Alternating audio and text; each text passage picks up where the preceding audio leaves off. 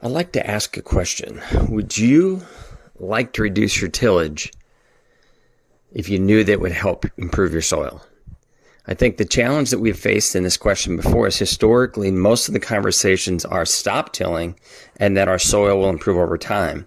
We think there's an opportunity that you improve your soil first and then you realize that you can reduce your tillage, and that's what we'd like to talk about today. And it really the conversation about bringing life back to your soil. How do we actually bring the vibrant life that should exist in your soil back to life? That comes down to microbes. Microbes are the microscopic organisms that naturally live inside your soil, and they do some very important jobs. One of the primary ones is a little counterintuitive, is that in a healthy environment, the biology, those bugs will actually outcompete the plant to get to your fertilizer and your inputs. The good news there is when they eat those, they've immobilized them. They're inside of a bug. They're not going to dissipate to atmosphere. They're not going to get washed away. Those same bugs also like to live in the root zone of a plant, so they're physically where you want them. The challenge is they're not available to the plant when they're inside that bug unless you have the larger food system around it that actually can consume those bugs and release it as needed over the course of the season. So that nutrient release is another critical role of the overall cycle, which we'll talk about here today. And organic matter. There's a lot of conversation, again, about what percentage of organic matter is the right level in your soil and how do we build it over time. And again, the one thing that is critical here is you have to have organic material and you have to have microbes in order to successfully do that. So just to anchor this conversation, I'd like to talk about a couple critical things, and I'd like to relate it our body to our soil. So we've got two critical systems in our body, our digestive system and our immune system. So if we think about our digestive system and how our body intakes inputs, as we digest food, we have a bigger microbiome of bugs in our digestive system, more bugs than we do cells in our body. So it's an enormous system. We know about it. We talk about gut health and the need for that. And that's where probiotics come in. We also talk about immune system. So the immune system, just in general conversation, if you've got a strong immune system, means you got more good guys than you've got bad guys. And if you happen to find yourself exposed to a virus or something else, you have the ability to fight it. That's the same job that your soil has. Its job is to deliver nutrients to your plant and to protect it from disease and from insect pressures and other things. One of the things to think about is if we get sick tomorrow, we have antibiotics, right? We go take those, that's great. It kills the bad guys. We get rid of the virus. But the flip side is we also know that it kills some of the good biology. And that's why when we're done, the doctor says, hey, after you've taken your antibiotics, let's make sure that you get some yogurt, get a probiotic, get those bugs back in your digestive tract. The problem has been we haven't had that for our soil. And there's a lot of things that we do on our soil that act like antibiotics, right? So what are the things that damage our microbes? One, simply what we apply to it. You think about fungal treatments. Their job is to kill fungi. You look at herbicides, pesticides, anhydrous. There's just a lot of things that we do in our day-to-day practices that are knocking back some percentage of that biology. Tillage. There are bugs that are naturally occurring in your soil that are not meant to live on top, and when we till those to the surface, they are killed. And so you do have the tillage decisions, ponding, flooding. A large percentage of microbes are oxygen-based. They need oxygen. So if you have a flood in your field for over 72 hours and that dries back up and you can smell that swamp smell, that's dead biology. So again, if you ever have that happen, you've killed off a bunch of biology that needs to be replaced. And weather, obviously hard winters, other things will absolutely have a negative impact on your biology. So what do you do about it? Again, there has not to date been a probiotic for your soil until now. Bio 800 is our product. It is a broad biome of microbes compared to the competitive landscape, which most other microbial products in the market are bacteria only. And if you would ask any given provider of that product how many active microbe species are in their product, you tend to see about 6 to 12 species. We have 800 plus species that are 400 plus bacteria, 200 plus fungi, 70 protozoa, beneficial nematodes. So we have this entire biome that should be naturally occurring in your soil that live in our product. We bring it to life and we put it down in your soil and it's ready to go to work. So again, for the first time, you've got yogurt for your dirt. So let's talk a little bit more about the specifics here. Bacteria. Again, this is the most common in your field. Most fields would be bacteria dominant. It's because these are the fastest growing, they're the smallest, they're the most resilient, so they can live through about anything, but they do some very important work. One of the things that I mentioned earlier about, out-competing your plant to get to biology, bacteria are a big player in this, right? So they're going to go get that N, P, and K. They're going to consume it, and they're going to hold on to that in the root zone, and that's awesome, right? They're also critical in inducing rooting. We'll talk a little bit about that. Again, we have over 400 of these, but one thing to think about is that the body chemistry of these small bugs is 1 nitrogen to 5 carbons. That may not mean a lot to you, but just to say that they are a nitrogen hog, and we'll explain a little bit about the impact that has on your farm. You move up the food chain, you go to fungi. They're the next bigger bug. You see the white thing in the picture here, all that moss. Those are microscopic bugs that are building a web that they attach to your roots, and it actually allows your root mass to extend itself, so to explore more surface area, more dirt to get to inputs. So a healthy amount of fungi in your root zone can multiply the effective surface area of your roots by 1,000 times. So you just have that much more dirt that they can explore to go get to nutrients. The other thing is fungi are a natural predator of bacteria. What's key about that is their makeup is 1 nitrogen to 15 carbons. So every time they eat a bacteria, they've got to get rid of 2/3 of that nitrogen. And where do they get rid of it? They get rid of it right in the root zone in the format the plant can take up. So again, you can start to see the food chain unlock here. Then you go to protists. So the protozoa, again, are the largest, slowest growing, but also the biggest predators, right? So these guys play a very important role in unlocking P and K, but they consume a ton of bacteria and fungi. A healthy large protozoa can consume 10,000 bacteria a day. The critical thing there is they're 1 nitrogen to 30 carbon. So again, when they're eating those bacteria, they have to get rid of the majority of the nitrogen. So just as you start thinking about how nature's working here, the plant in a healthy environment will take 30% of the energy it takes from the sun. It use it to feed the biology in the root zone, and it's going to feed the species that it needs at the given time. So again, as you go through that growing season, as you need more of your key nutrients, it's feeding the very biology. They're going to be able to consume the bacteria that's locked up your nitrogen. It's going to be able to excrete enzymes to unlock P and K. It just plays a very important role. So as you think about this overall cycle, how do we get the majority of our nutrients to our plant is through this nitrogen cycle again. So, the bacteria grow quick. They consume the inputs. Then the predators show up in the fungi and the protozoa, and all that works to deliver to your plant. So specifically, I'd like to share this information. This is 230 unique studies done on nitrogen uptake. So how nitrogen is actually delivered to your plant. So this particular thing is a meta study where someone took all 230 individual studies, put it together and said, hey, what's the punchline? Well, the punchline is 36 to 42% of the fertilizer nitrogen that you put down this season goes directly to your plant. All right. 60+% in most cases is being delivered through what's called soil organic nitrogen turnover, which is that cycle of bugs, right? So if you have healthy biology, that 60% of what needs to be delivered to your plant is being delivered efficiently. If you don't have good biology, you have inefficiency in that system, and that drives your need to over-fertilize. So again, it's a bit of a catch-22 also, in that if you do truly over-fertilize, the plant is less motivated to actually feed the biology and build up that strength. So we have a real opportunity here. If we can get the healthy biology back in your soil, put the right amount of fertilizer down, you really kick in that efficiency, and an efficient system is going to make for high net yields against the amount of units of fertilizer you're putting down.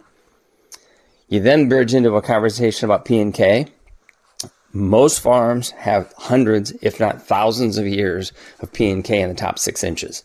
So you've got this huge bank of P and K, but P and K naturally locks itself up so it's not available to the plant. So when your soil test, you'll see available P and K, and it'll be a very small amount. And so every year we add more back. And as we do, the majority of that gets locked up. So we're building on the bank and making still very little available to our plant. The only thing that naturally can unlock that bank of P&K is microbes. And within the Bio 800 species range, we have a number of species that are capable of doing that. So again, as your plant is needing it, it's going to feed those species. They're going to start to loosen up that bank and make it available so that you can reduce the amount of external P&K you're having to add season on season. So we talk about recommendations. I've mentioned a couple times the right amount of fertilizer. Well, what do I mean by that? So if you look at nitrogen specifically, talking about corn, when you harvest, actually in a bushel of corn, you've got about 0.66 pounds of nitrogen. Most farmers we talk to are much closer to about a pound of nitrogen per bushel is what they fertilize to. And what they should be fertilizing, or the goal in an efficient system, would be about 0.66. So you put about 35% more nitrogen down than you actually need to. But if you have an inefficient turnover on that 60% side, you have to.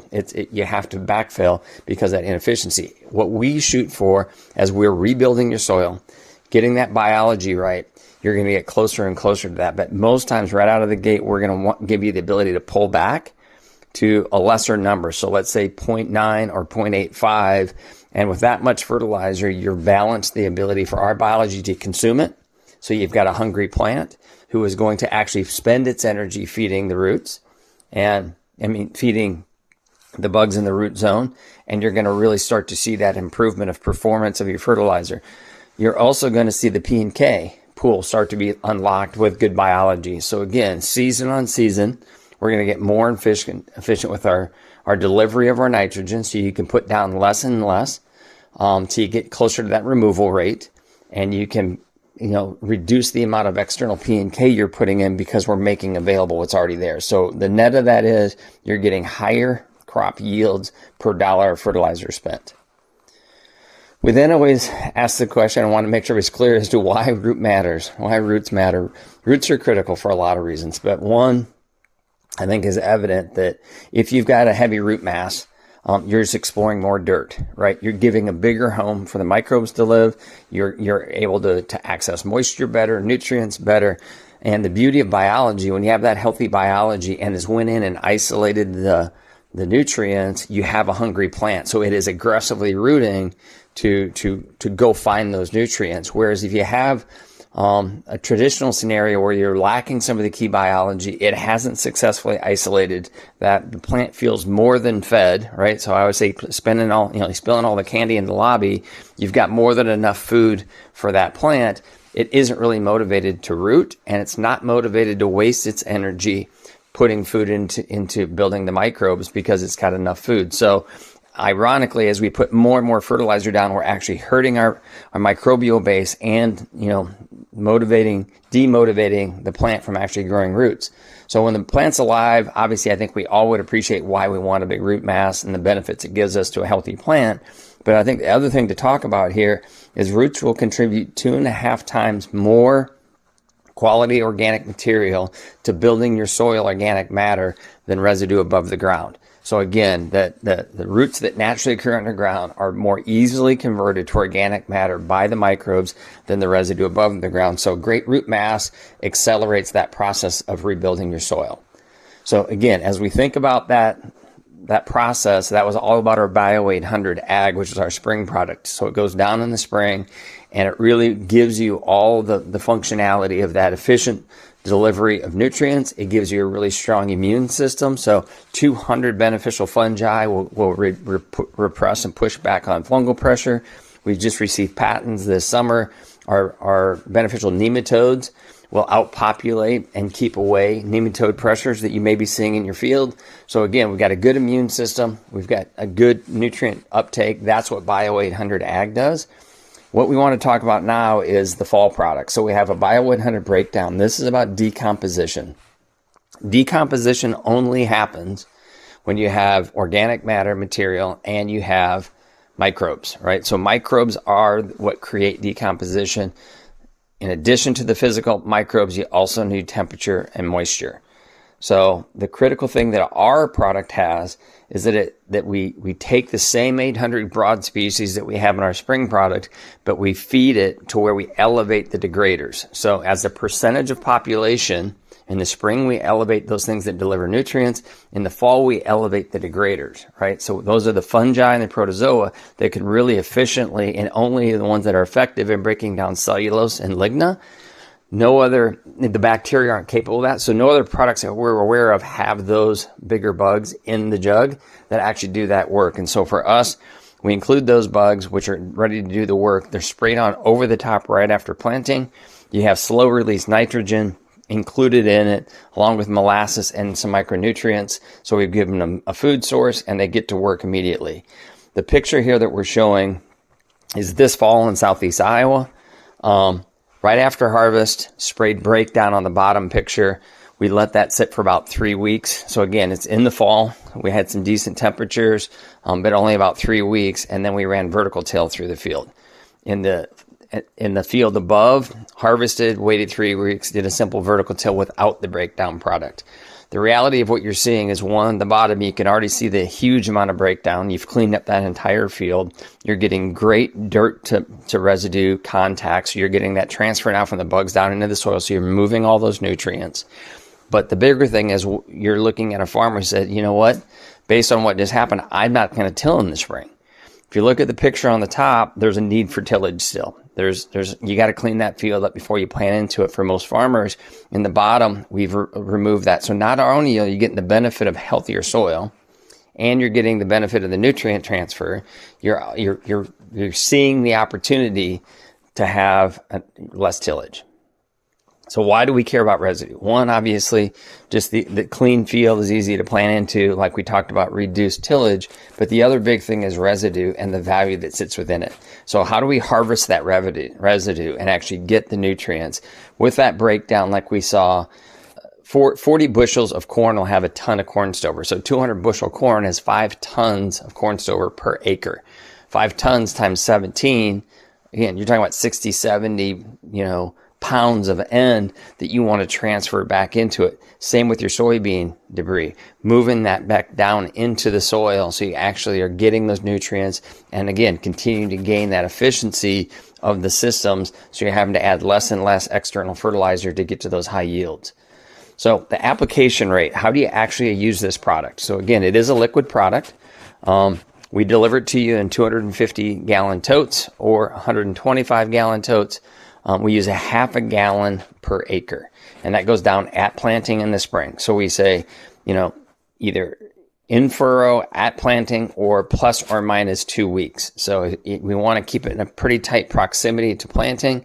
You can do it again in furrow at 5 gallons of water or any other liquid. It mixes with everything except fungicides in the actual tank. So if you've got pre's, you have anything else that you would normally be doing in your planter, mix it so you have a total of 5 gallons of liquid and you're putting it down. If you're broadcast spraying it, again, you can mix it with any of your other, pre's or starters.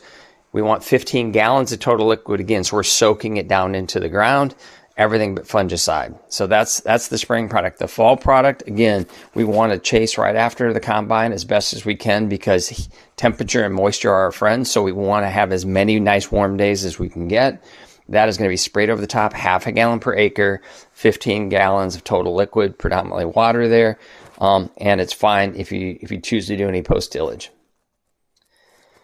To understand how the product itself is made, and this is a critical thing as you're looking into all the conversations in the marketplace around microbes, find out if they are alive, right? A lot of products today are bacteria spores, and you can put them in a jug, put a lid on them, and set them there for a year or two.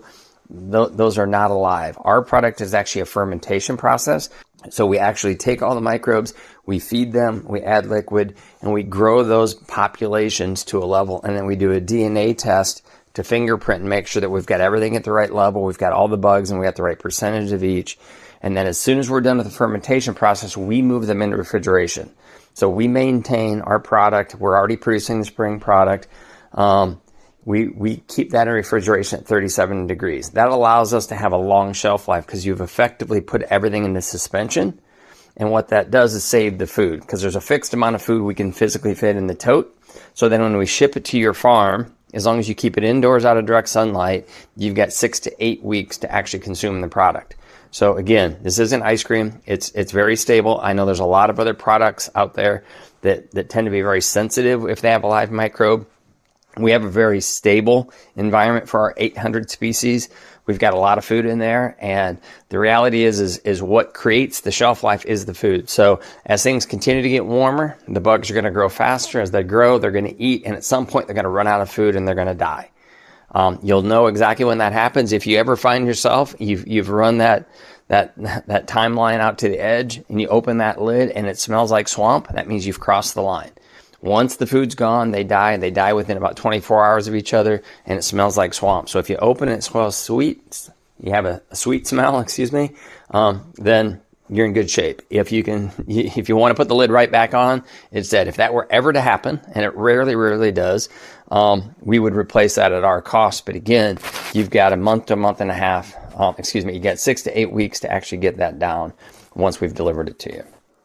So just as a reminder, what do we really focus on here? If we are putting down the fall application, we're getting that residue transferred in, we're getting that soil built, we come back in the spring, we boost your biology with all the right percentage of bugs that really allow you to consume those inputs and really start that turnover process. That's our cycle, and we want to start in the fall and continue in the spring. The key reasons that you want to do it, and I think this first picture number one is super important, and I think every farmer I've ever spoke to loves early emergence, but I think more than that, what this picture shows is the essence of good biology at work. So this was Southeast Iowa last spring, first time user of Holganix, and the check on the left again is in his typical soil. Not enough biology compared to the fertilizer. It could sense that there was plenty of fertilizer around it because it hadn't been consumed. So it did a simple taproot, right? To the right, you had the Holganix where you had the active biology that went to work right away. That emerged completely rode out 2 days in advance of the control. But more importantly than that, it was hungry when it did. And so its taproot is more aggressive. And what the science is showing now is when that taproot becomes adjacent to a bacteria that's holding on to inputs, it actually can absorb those bacteria into the root, and that's what creates a root hair. So if you want to know if you've got good biology at work, look at your plants 5 days in. This is 5-day-old corn. You can already see the impact of good biology, how it's creating a healthier plant. It's emerging faster. It's creating better rooting, and that extends through the season. You get deeper into the season, you'll see deeper roots. You'll see the soil open up. The tilt of the soil will absolutely change. You'll sense it. You can go put a spade in the ground and tell exactly where the Holganix is versus where it's not. It holds moisture better, so your roots are deeper. Access to moisture, you're going to have a healthier plant. It's going to stay greener longer. Insect resistance, you're going to be able to go to your beans, and if you look to the line where you've got Holganix and when you don't, you're going to see your bug pressure, if you have any, on the weaker plants, the ones without Holganix. The higher bricks content that we'll have, the stronger plants that we'll have, bugs don't like them. They're going to go feed on the weak ones. So you can absolutely see the visual impact on disease suppression and resistance, insect suppression, and net, it shows up in the combine. So increased yield is the beauty. And that's part of the thing we love about the product is even though it's a journey to rebuild your soil, we like to talk about the 5-year journey of actually doing it every spring and fall for 5 years. You will change your farm by year 5. You'll have a completely different profile of input requirements. Your yield averages will be up. But after year 1, you're going to see an ROI. And so right out of the gate, the first application, you're going to see all this unfold. And that's why we have a 90% reorder rate after the first season, because everybody sees the benefit and keeps going. Once you're on the journey, you stay on the journey because you can see your soil change. So the cost of this, $20 an acre for the spring product, $15 for the fall. So again, $35 total investment. In most cases, when we sit with farmers, we're getting to that right fertilizer level. We're actually able to pull back your NPK to more than offset the cost of this. And we can do it with confidence because we know we're going to give you that incremental efficiency and it's all going to work a little smoother. If you stay on this 5-year journey to completely transform your soil and get the health and life back into it, it's a $175 commitment over a 5-year period per acre. So again, it's very reasonable if you understand the impact and the journey and the fact that you're reducing tillage and you're changing the way your farm operates. So just a couple testimonials. Consistently we say, okay, you say you can broadcast spray it or go in furrow, but which one is best? And we consistently say it doesn't matter.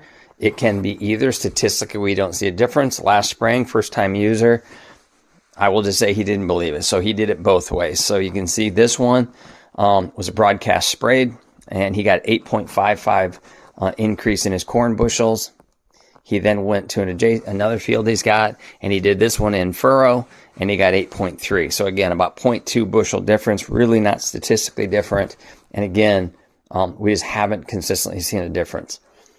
Another testimony that I just like to share, we are working with a great company. They were looking at alternative biologic products, seeing if maybe there's something that would work within their system to offer. And we offered a product to test. They chose to put us head-to-head against another microbial. So BW Fusion happened to be the one that had made a recommendation to put 7 different unique products down. They did 4 tissue samples throughout the year. And at the end of the day, his definition was it was a flop and that it didn't give him a net difference.